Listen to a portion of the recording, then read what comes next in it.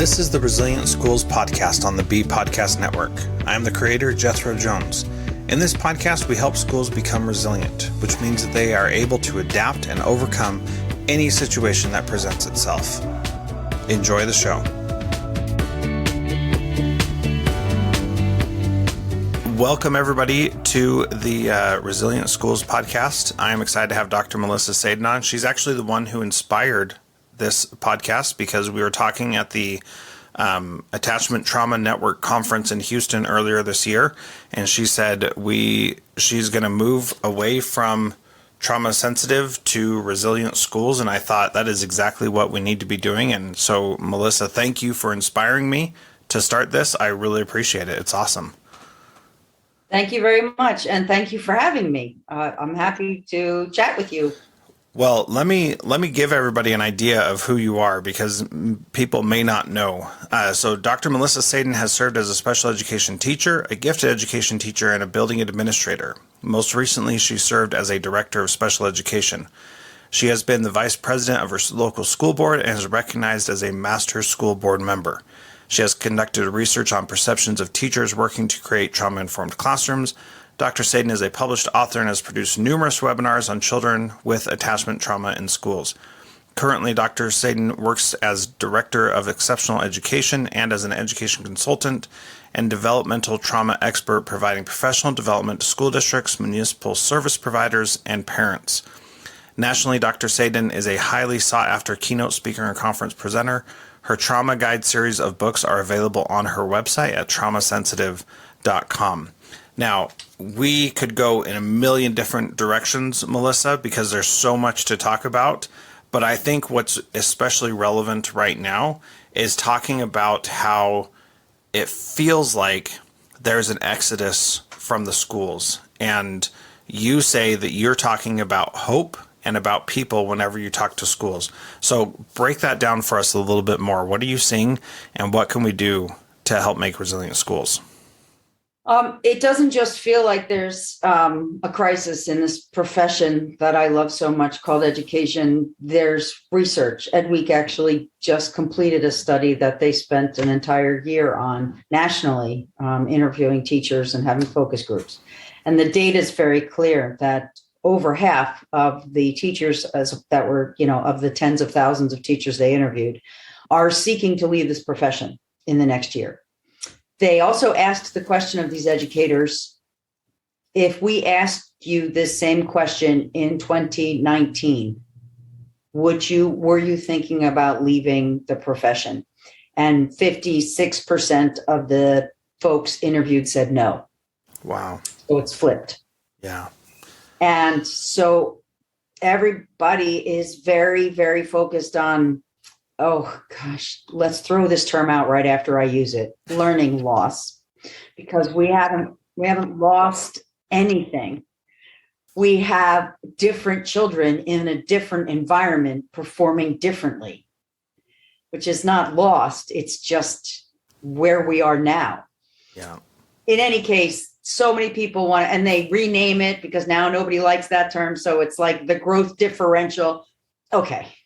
What you're trying to do is create it by the end of this school year, the same outcomes you had at the end of the school year, the year before 2020. And that's inhumane. Mm-hmm. It's inhumane. And we're all doing it to ourselves.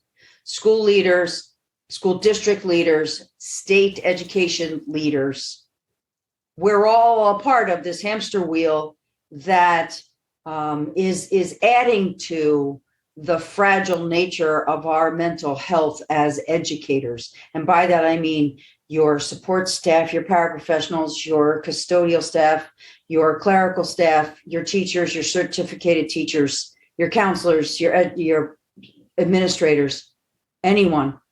Aftercare, before care, anyone who works in this profession where we serve other people's children have jumped on this hamster wheel. And I have to say to everybody who's listening out there, we're all a part of it. And any one of us can jam a hammer into the gear and say, stop. Well, and that's exactly what happened with the pandemic. We canceled school, we canceled tests, we promoted everybody, we froze grades, we did all these things to tell everybody it's all made up. And now we're panicking because we don't think that it really was made up, and we think that it does actually matter. And the truth is that it is all made up from the very beginning, and we have control to say we're not going to do that. We're not going to get back on this hamster wheel, and we're going to make better choices for the families we serve. Yes, and the teachers, boots on the ground, will tell you that particularly that first year of the pandemic, where so much learning was remote, they had very different lessons, and they were getting the same outcomes they would have gotten, except that the content was different, so the outcomes were different. So you ask so many teachers, and they will say, when we told particular our high school and our middle school kids that we weren't going to grade them, the kids who always did their work continued to do their work. And the kids who were struggling with grades continued to struggle with learning. So building resilient children doesn't happen because you say to them, if you don't do this assignment, you will get an F. Because if I'm a child who's struggling to do the assignment, the F is not my problem. Yep. And the panic of that could, in fact, certainly make me worse. Resilient kids get fair expectations that are unique to their needs. Well, one of my favorite sayings is one size fits one. Mm-hmm. And I understand as an administrator myself the challenge. Well, we can't just willy-nilly grade everybody on their own standard. Of course not. But if we just talked about learning growth instead of a different grade, we would be helping the children to heal. So many of the things that we did during the pandemic, and rightfully so, and that I was proud of us as educators that first year. Mm-hmm. But I think the mistake we've all made, Americans, maybe, if I could be so bold, is, okay, it's over. Let's all get back to. Well, if you've ever lost a very dear loved one, you don't get back. Yes. You continue on in a new way. Yeah. And people have talked about the idea of like a new normal, for example. And what we have to understand is that's going to happen regardless. Like we can't go back to our old teaching practices and think that it's going to be like it was, because it never will be. We've had this huge collective experience that we've all gone through and all reacted to in very different ways. In my family, for example, we grew closer as a family during the pandemic than we had before. It was the best thing in the world that could have happened. It was so freeing. I'm so grateful for it for that reason. But other people had really awful experiences, lost loved ones and really big challenges, lost jobs, everything. And the fact of the matter is that we have to recognize that we experience something and it's going to change how we are going forward. And therefore, we need to change how we approach things. And the thing that I think is really valuable is that I've heard from multiple principals and teachers that the 2021-2022 school year was way more stressful and challenging than anything they had ever experienced before. And that, I think, is partly because everybody thought we were just going to go back to how we were. And then we realized that we've been through all this and there's a lot more going on. Does that resonate with you? Yes. The way forward is slower than how we came back this year. And by slower, I don't mean lowering expectations, one thing at a time or two things at a time. We are, as you just said, we have to start with what's happened to us. And opportunities, bringing people in to talk to your staff with coffee and donuts or fruit, whatever you want to do. And let's all just sit down and take a deep breath. And you don't have to raise your hand and tell, but rhetorically, have you paused and said, here's the great things that have happened to me because of the pandemic, and here are the challenges that have arisen in my life because of the pandemic? Because you will certainly find that there's things you write down on both sides of that paper. And for those of you who have the challenges list is longer, then you need to give yourself permission to heal, and whatever that means for you. If we don't do that first with the adults, we need to give them breathing space. Then we are never going to be able to get back to the rate of learning from our students that Americans have become accustomed to. I believe that rate of learning will return, but I also don't think we can make it happen by testing and accountability type things. Yeah, things that Nick Fisher calls legislatively easy measures.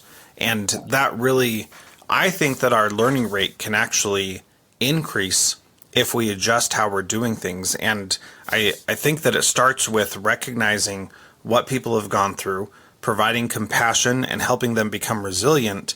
Because once you have resilience in place, it's not something that once it's there, then you're good for the rest of your life. But once you have that in place, you know how to overcome the challenges that you're facing. And those challenges are only going to increase as life goes on. Like if I knew the challenges I would experience as an adult, I would have said, I don't know about this whole adult thing, but that's the reality that everybody faces. Life is difficult. That's just the truth. And so teaching that resilience, helping people experience that at a young age is valuable for everybody involved. I think it's important that we all understand my definition of resilience because it's the best one. Honestly, it's based on the folks deep in the research, respectfully, who have defined resilience in very long, complicated, research-based ways. So what I have taken the liberty of doing is synthesizing all of that so we can use the word. Good. Resilience is the ability to adapt and overcome challenges. So, folks, I am no prophet, but I've been on this planet longer than I like to count anymore. And I'm telling you, this is not a one and done. Life doesn't go that way. Our economy doesn't go that way. Our ecology doesn't go that way. Pandemic is now a part of all of us in some way, shape, or form. And I don't know when. This is going to happen again. Some other virus is going to send us home until we can get a handle on it and figure out how to respond to it. The way through that is to build resilient children.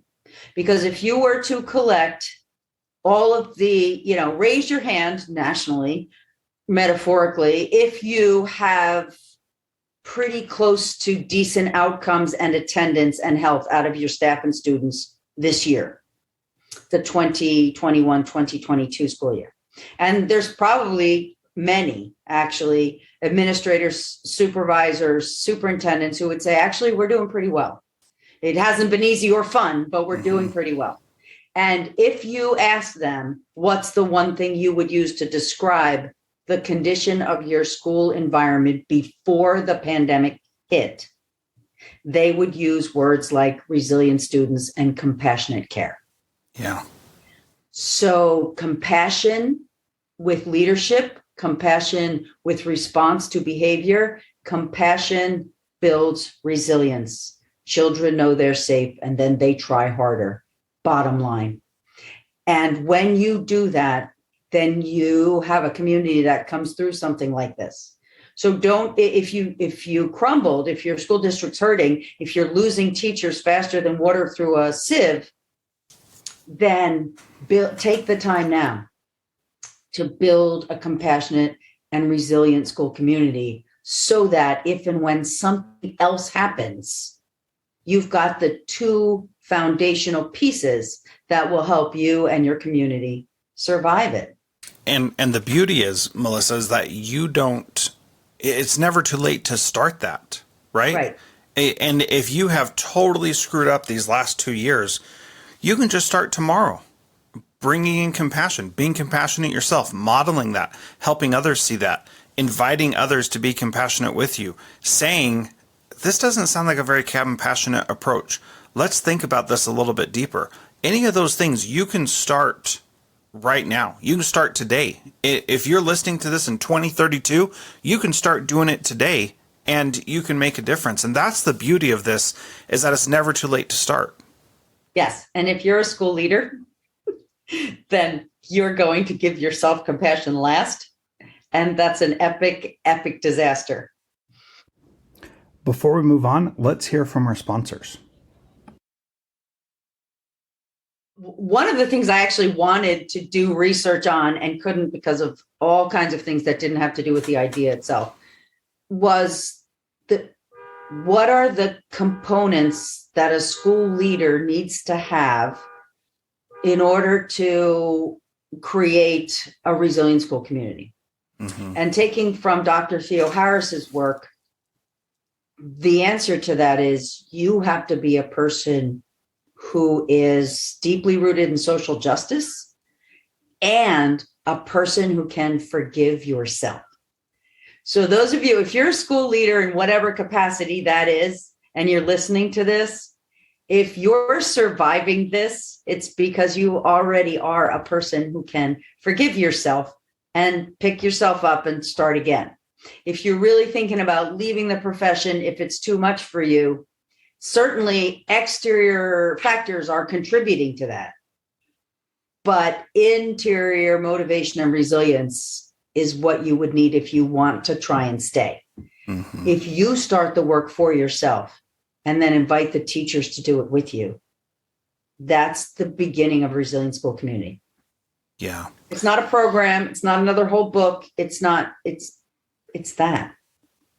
Yeah. And that is simple, but it's not always easy to implement. And it's not easy to implement because we have this belief that we need to be more than we are, when whatever we are is perfectly acceptable because we can't do anything about it anyway. And so in the moment, you can change your future self by making good decisions and having compassion, doing self-care.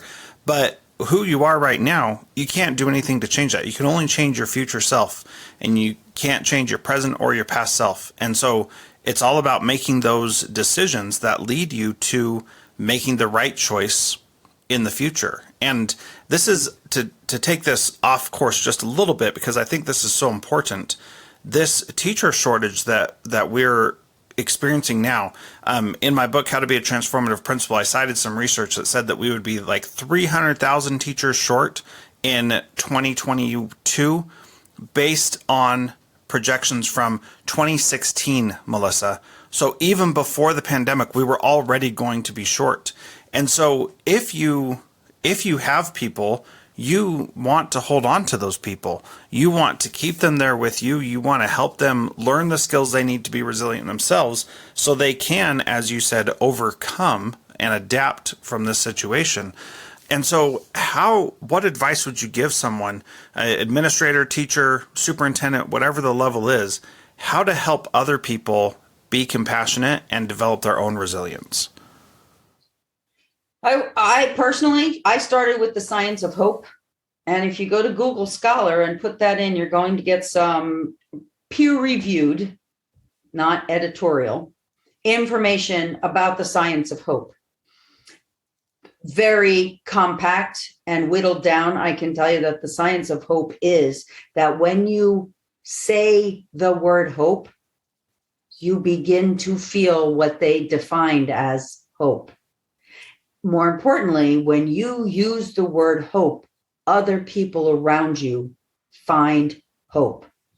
One of the things that I did for my staff with all of the PD time that was already in the calendar, and we were all remote, was I just did an entire afternoon on the science of hope. And I shared it with the staff. And I said to them, I challenge you, the strategy that we're going to work on until we get together next is how many times in a day can you use the word hope? And my staff, they were so awesome. Some of them, like one guy said, I put, one of those smaller Post-it notes on the side of my laptop. So he was staring at it all day. And it just had the word hope. Things like, I hope you had a good night. I hope this is a good lesson. I have no idea what I'm doing, boys and girls. I hope this goes okay. There's so many great ways to use the word hope. And certainly my observation of what happened to my staff is purely qualitative at this point because I didn't have a measurement device, but the perceived stress level of my entire staff and the students went down. And so you can go to Google Scholar, read a few articles, don't beat yourself up and, feel like you need a doctorate in hope, although, boy, that would be a wonderful thing. to come up with a 45-minute informational and enjoyable opportunity for your staff.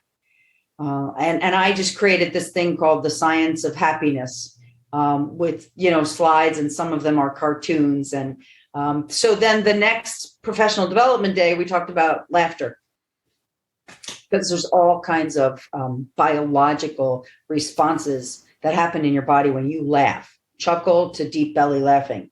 Yeah. And if you've ever had one of those laughs, and I hope you have, where your stomach hurts and you're crying and you really want to stop laughing now because it hurts and you can't, think about how your body felt after you finally became regulated. And it feels a lot like it does after you've done yoga or taken a walk or taken a run, because laughing builds endorphins. Mm-hmm. Laughing creates serotonin, which is the happy hormone. Pardon the oversimplification of a complicated hormone. But you cannot have the stress response hormones, including cortisol and adrenaline, flowing through your body if your body's triggered serotonin. Mm-hmm. So honestly, if you're on a Zoom with students or you're in a class with students and you feel like they are not with you, they're very worried about something you can't control, if you can get them to laugh, then their brain takes a break from the trauma stress hormones. So there's science behind laughter and its ability to heal us all. So then I said, okay, so you have to laugh with your students. If you're a middle school or secondary teacher, the challenge is on you, because you have to find a way to laugh once every 45 to an hour and a half. We have some block scheduling. And to the elementary school teachers, I said, morning and afternoon, you have to be able to articulate that we all just started laughing. So teachers were telling jokes. Then, of course, what happened was the kids thought the teachers' jokes were terrible. And the kids started writing. Now the kids were writing. Now they're writing jokes. Then the English teacher, who is one, I wish I was ever as great a teacher as he is.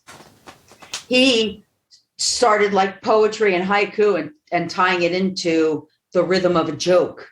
It was genius. Mm-hmm. And we're all back in the building now. And the sound you hear the most, if you stand in the hallway of my school, is laughter. That's amazing. And that is so hopeful to think of hearing laughter. And especially when the media landscape makes it feel like the world is coming to an end, and yet you can still have hope. Now, I do want to say something about the qualitative versus quantitative, because we sometimes, especially in education, think that if it's not quantitative, then it's meaningless. And that is absolutely not the case. And I love this quote from The Advantage by Patrick Lencioni. He says, "But as Jim Collins, the research giant, once told me, qualitative field research is just as reliable as the quantitative kind, as long as clients and readers," or whoever you're talking to, he's writing a book, so that's what he's thinking, attest to its validity. And so if you don't have to go out and do your own research and do all this stuff. If you say hope 10 times and you see that you are more hopeful and the people around you are more hopeful, then keep doing it. That's good enough. And if you laugh and it makes you feel better, then keep doing it. And that is so powerful. And we can't ignore that, because we sometimes think we need to be so science-based and so research-based. And the reality is we already know as educators what the right things to do are, and we just need to do them so often. That is the simple, easier answer that actually does work. And I'm a qualitative researcher, so I'm right there with you that it is real. And so many times I hear people telling me, well, my Board of Education's not going to want to hear that we're just going to laugh this year. That's our goal. And I said, okay, so there are a lot of opportunities. Again, if you go into some of that research for the science of hope, there are 5 and 6 questions you can put in a quick SurveyMonkey or Google survey and ask as baseline data. How often do you laugh a day? How do you feel about life? Just straightforward questions. And then give it again 8 months later after you've worked on hope and laughter. Mm-hmm. I mean, that's data. And it's qualitative because you're asking people's opinions of themselves. But then you can say to your school board or the people you have to answer to, I have data that shows that this is improving outcomes. Yeah. So for those of you who feel like without data, you're never going to get permission to do it, with a little clever thinking, you can create qualitative data of your own and be able to show an impact. Yeah, absolutely. People are like, oh, laughter, that's good. No, I need a real strategy. And I'm like, hope and laughter are real strategies. Yeah, they totally are. Well, Melissa, this has been fantastic chatting with you. Thank you so much for being here. And I think if people leave with nothing else than talk about hope and laugh, I think the world will be a better place. So thank you so much. If you'd like to follow Melissa on Twitter, she is at Melissa Sadin, and traumasensitive.com is her website. Thank you so much for being part of Resilient Schools, Melissa. I appreciate it. Thank you for having me. And I hope everybody out there takes good care of themselves.